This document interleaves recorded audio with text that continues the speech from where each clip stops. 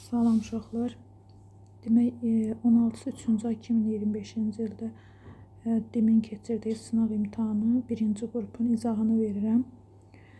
Demək 61-ci testdə deyir ki, fotosintez prosesində 10 mol su sərf olunarsa neçə mol oksigen alındığını hesablayın. Demək fotosintez prosesində biz demişdik ki, əgər 6 mol karbon qaz udulursa, 6 mol karbon qaz udulursa, 6 mol da su udulur və bu zamanları 1 mol glikoz alınır və 6 molda nə alınacaq? Oksigen alınacaq. Və burada da əgər 10 mol su udulubsa, demək alınan oksigenimiz də 10 moldur. Yəni onu demək oksigenə karbona görə əzbər şəkildə yadımızda saxlayırıq. Yəni cavab olur 10. İkinci, azotun başlanğıc qatılığı 3.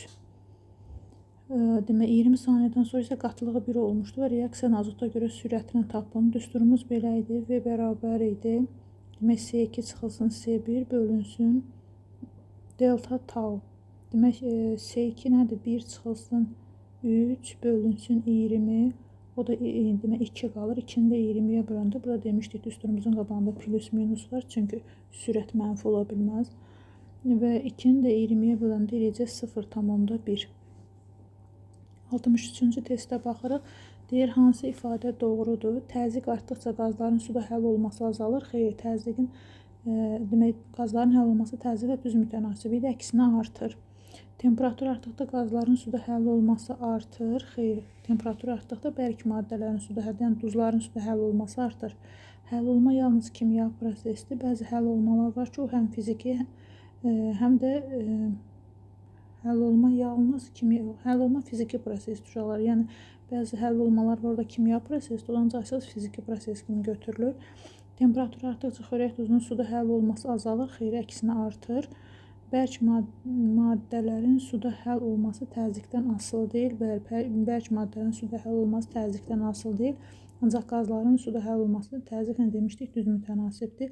Hansı mərhələdə ərimə prosesinə uyğundur? Bərkdən mayaya keçmə birinci ərimə prosesinə uyğundur. Elə burada birincidir. Oksidləşmə reduksiya reaksiyalarını göstərin. Demişdik, oksidləşmə reduksiya reaksiyası odur ki, reaksiyaya daxil olan maddələrin tərkibindəki atomların oksidləşmə dərəcəsi reaksiya nəticəsində alınan maddələrin tərkibindəki atomun oksidləşmə dərəcəsindən fərqli olsun. Burada müsbət 4-dür, burada müsbət 5-dir. Demək, bu oksidləşmə reduksiya reaksiyasıdır. Burada -3, müsbət 5, burada müsbət demək 1-dir. Demək, bu da oksidləşmə reduksiya reaksiyasıdır və burada oksidləşmə dərəcələrinin hamısını üstə yazsaq görərik ki, heç bir kimyəvi element burada oksidləşmə dərəcəsini dəyişməyib və ona görə də oksidləşmə reduksiya reaksiyası deyil, cavab olur 1 ilə 2. Sonra bu spirtlərin ümumi formuludur. Mis 2 oksidlə oksidləşmə reaksiyasına girəndə aldehid alınır. Demək, burada spirtlərin emirləri 14-in plus 18-ə bərabərdir. Aldehidlərin emirləri isə 14-in plus 16-ya bərabərdir. Yəni spirtdən aldehid alındı, kütlə 2 qram azalırdı. Ona görə cavab olur nə Y variantı. Hansı reaksiya baş vermir? Burada amfoter oksiddir, qələblənən reaksiya gələcək, əsasi oksiddən amfoter oksiddən reaksiya gələcək, turşu ilə reaksiya gələcək. Burada olacaq D variantı, çünki silisium O2 demişdik ki, su ilə reaksiya daxil olmur. Yəni qumun tərkib hissəsidir, su ilə reaksiya daxil olmur. 68-ci testə baxırıq. Metal oksidi və CO2-dir. Deyir, metal oksidinin CO2-nin arasındakı fərq neçəyə bərabərdir? 12-yə bərabərdir. Demək, metal oksidi metal üstünə gəlsin 16, çıxılsın 44, bərabər imiş 12-yə. Bərabər imiş 12-yə. Buradan da 16-dan 44-dən əvvəlcə çıxaq 16-nı.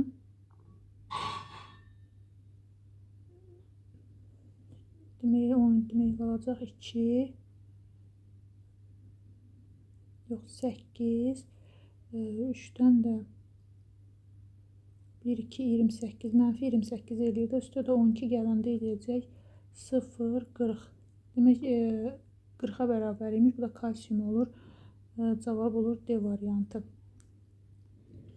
Deyir, hansı maddə normal şəraitdə maye haldadır? Biz demişdik ki, karbon atomu 4-ə kimi olan karbohidrogenlər qazdır. və 4-dən yuxarı olanlar mayedir. Burada 2-dir qazdır, burada 3-dür qazdır, burada 2-dir qazdır, burada 3-dür qazdır. Cavab olur C variantı. Demək, sudan hidroksan ionat deyir, bu prosesdə dəyişən nədir? Prosesdə deyir, hidrogen oksidləşmə dərəcəsi xeyr, müsbət 1-ə bərabərdir, dəyişmir. Oksigenin valentliyi bəli, burada valentliyi 2 olur, burada valentliyi 3 olur. Çünki donor akseptor rabitəsi yaranır, bu doğrudur. Bizdən dəyişən nədir soruşur, biz səhv. Demək, bu səhv idi, bu düzdür. Oksigen oksidləşmə dərəcəsi xeyr, oksigen oksidləşmə dərəcəsi yenə -2-yə bərabər olur. Ona görə də üçüncüdə nədir? Səhvli cavab olur, yalnız ki 0,1 molunun kütləsi 6,2 qram olan X2ON birləşməsində 4,6 qram X var. Demək, uşaqlar 0,1 molu 6,2 qramdır və 4,6 qramda nə var? Burada X var. Onda 1 molu 62 qramdır və orada da 46 qram X var. Və X-imiz də 2 dənədir. Demək ki, X bərabərdir 46. X də nəyə bərabər olacaq? 23-ə bərabər olacaq. Demək, 46-dan 62-dən də 46 çıxanda nə qalır? 16 qalır. Demək, bu da N-in də demək qiyməti nəymiş? 1 imiş. Yəni, 1 oksigen atomu var imiş. Cavab olacaq nə? B variantı. Hansı reaksiyada X maddəsi aldehiddir? Miski hidroksidlə oksidləşib turşuya çevrilib. Demək, birincidə aldehiddir. İkinci spirti miski oksidlə oksidləşmə reaksiyasına gələndə aldehid alınır. Demək, ikincidə aldehiddir. Üçüncü burada sirkə turşusuymuş ki, miski hidroksidlə reaksiyaya girəndə misin sirkə turşusundan duzu əmələ gəlib. Buna cavab olacaq 1 ilə 2A variantı. Təzyiq artdıqda bir hansı maddələrin suda həll olması artır. Təzyiq artdığında demişdik, qazların artır. Ona görə birinci artacaq, ikinci yox, üçüncü də artacaq, dördüncü də artacaq, beşinci yox. Cavab olacaq 1, 3, 4 A variantı. 8 mol azotla 12 mol hidrogenin qarşılıqlı təsiri zamanı maddələrdən biri artıq qalır. Demək, bu zamanlar amonyak qazı alınır hidrogenlə azotun reaksiyasından. Və burada bundan 1 mol reaksiya gəlində bundan 3 mol girir. İndi bundan 8 imiş, bundan da 12 imiş. Buradan baxırıq ki, demək, əgər biz 1-ə 3, 8-ə də X götürsək, demək 24 mol bizə hidrogen lazımdır. Yəni, hidrogen çatışmamazlığı var. Yəni, biz aza görə hesablayacaq hesablamamızı. Yəni, hidrogenə görə 1-ə 3-dürsə, 12-yə də yazırıq X, o da eləyəcək neçə? 4. Demək, 4 mol azot reaksiyaya sərf olunacaq. Biz də baxırıq, 1 mol azot sərf olunanda 2 mol amonyak alınır. 4 sərf oluna, demək 8 mol amonyak alınacaq. Bizdən soruşur ki, artıq qalan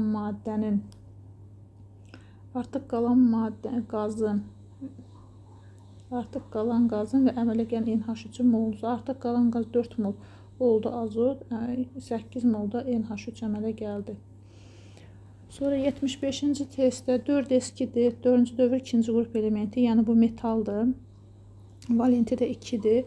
Demək, bu da 6-cı qrupdur. 6-cı qrup qeyri-metaldır və bindi soruşur ki, X-dan Y əmələ gətirdiyi birləşmənin formulunu. Biz bilirik ki, 6-cı qrup ən kiçik valenti 2-dir. Metallarla, yəni 6-cı qrup ən kiçik valenti ilə birləşir. Demək, X-in valenti 2, Y-in də valenti 2, onda formul olacaq. X, Y o da uyğun gələcək B variantına.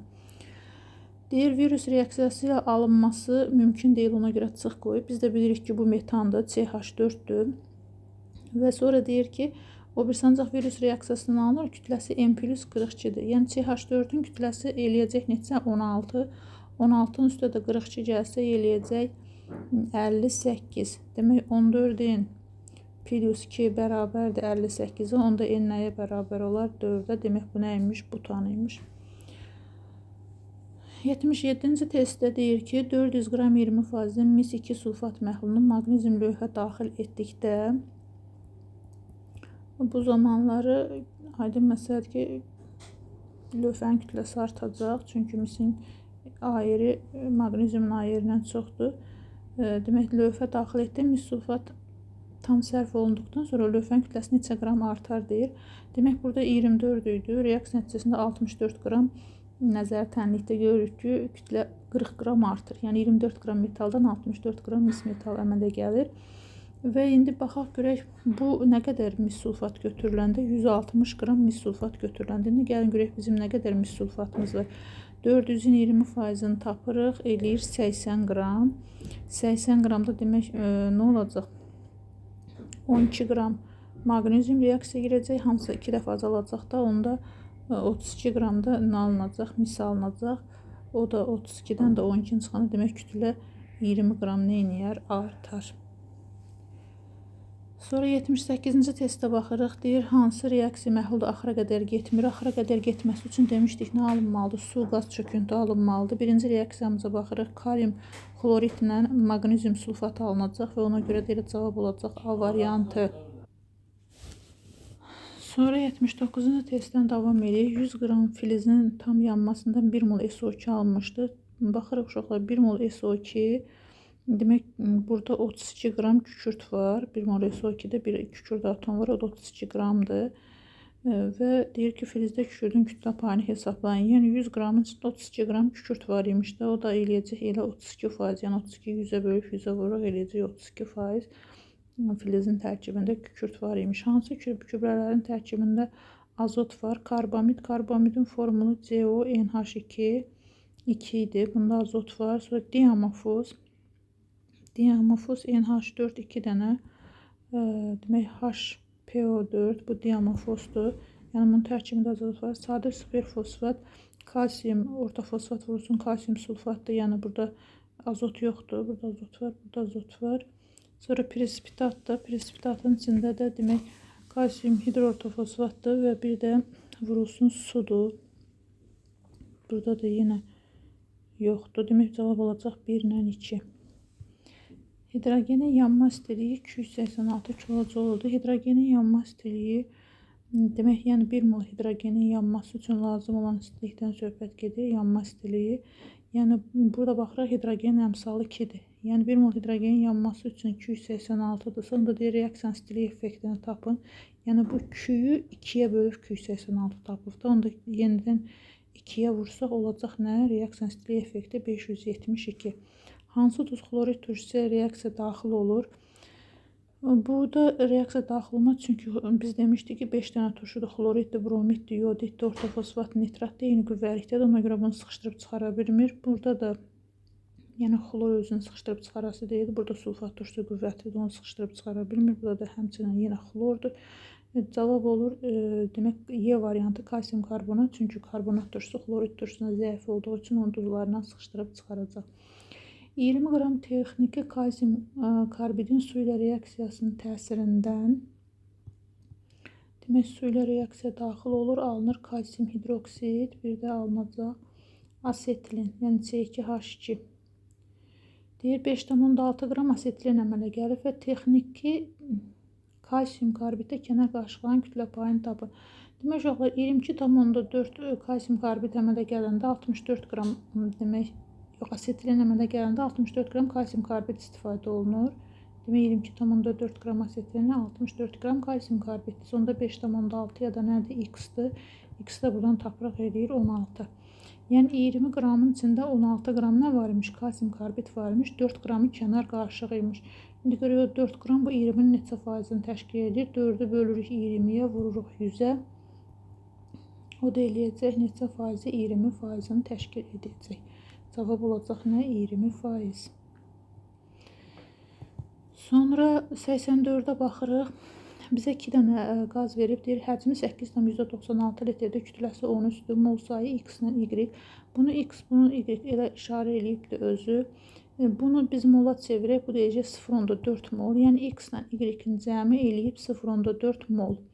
Kütləsinə baxırıq. Kütləsinə C3H4-ün kütləsi 40-dır. Demək, onu da yazaq kütləsini 40 Y üstünə gələk. C2H6-nın kütləsi 30-dur. Bunu da yazaq 30 Y. Demək, o da nəyə bərabər imiş? 13-ə bərabər imiş. Demək, buradan sistem tənlik çıxartacaq uşaqlar. Hər tərəfi bizdə buradan Y istədiyinə görə, yəni etanın molunu istəyir da. Elə ona görə 40-a vuraq ki, Y-imiz qalsın. Demək, mənfi 40-a vururuq. O deyəcək mənfi 40X çıxılsın 40Y. Bərabərdir mənfi 16-ya. Demək, aşağıda təzədən yazaq 40 çıxılsın 40X çıxılsın 40Y bərabərdir 16. Aşağıda da 40X üstünə gəlsin 30Y bərabərdir 13-ə. Demək, bunlar getsə tərəf-tərəfə toplayanda bu da qalacaq 10Y bərabərdir 3-ə, Y də bərabərdir 0,3-ə. Yəni 0,3 mol bizim nəyimiz var imiş? Etanımız var imiş. Sonra gəlirik, deyir ki, hansı metallar ola bilər? Yəni X o metallar ola bilər ki, o pasiv metallar olsun və pasiv metalların qatı nitrat turşusunun reaksiyasından NO2 çıxırdı. O da olacaq mis və gümüş.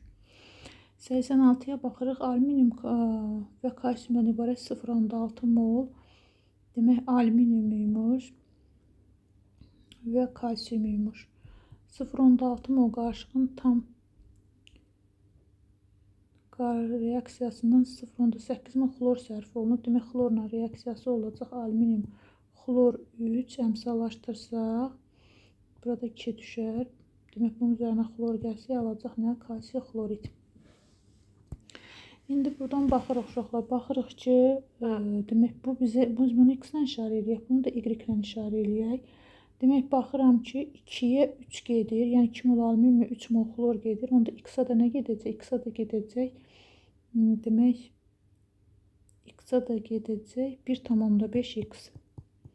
Sonra buna baxıram. Y-ə demək, 1-ə 1 gedir. Yəni 1 mol kalsium, 1 mol xlorla gedir. Onda Y-ə də Y gedəcək. Demək, buradan bizim X-lə Y alüminiumla xlorumuzun molu oldu. Yəni X plus Y bərabər oldu 0,6-ya. Onda 1,5 X plus Y-də nəyə bərabər oldu? 0,8-ə. Yuxarıyı -1-ə vursaq, uşaqlar olacaq -X çıxılsın Y mənfi 0,6. Demək, Y-lər buradan getsə, qalacaq 0,5 X bərabərdir 0,2-yə. X da buradan bərabər olar 0,4-ə. Demək, biz buradan tapdıq. X-imiz nəyə bərabər? Demək, X-imiz nəyə bərabərdir? 0,4-ə. Bizdən nə soruşur axırda? Soruşur alüminiumun mol miqdarı. Biz X nəyə işarə eləmişdik? X işarə eləmişdik. Bir də 0,4-dür da alüminiumun mol miqdarını soruşursa, bu deyir 0,4. 0,4 mol eləyir alüminiumun mol miqdarı. Sonra növbətiyə keçək 87-yə. Deyir ki, uyğunluğu müəyyən edin. Duz. Demək, birinci natrium hidrosulfat, bu duzdur. Peroksid, natrium peroksid, oksid, xrom 2 oksid, bir də NO2, bu da turş oksididir. Turşu da sonra nitrat HNO3 nitrat turşudur, o da heç birinə aid deyil. 88-ə baxıraq, 1 litr qapalı qabda deyir M mol CO və M mol da O2 qarışığında baş verən reaksiyada qabda 0,4 mol CO2 alınmışdı. Demək, CO-nun üzərinə O2 gəlsə, alınacaq CO2. Baxırıq ki, 2 mol CO-dan 2 mol CO2 alınır.